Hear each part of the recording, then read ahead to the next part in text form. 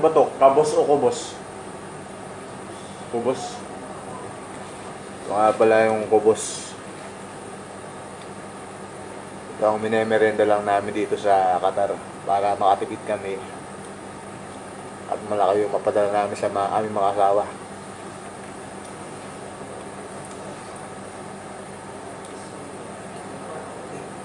Kubos lang at malamig na tubig, pwede na.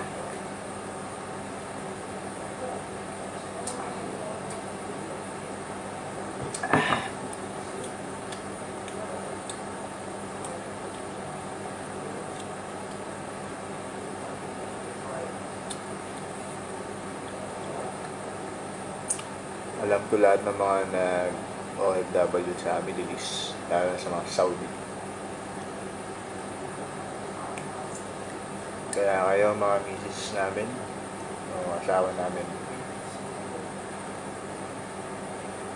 pag-ingatan nyo ang perang pinapadala namin sa Pinas.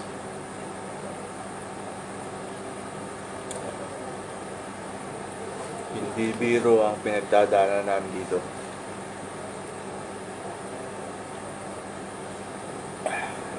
Dahil mahal namin kayo. Kaya nagtitis kami.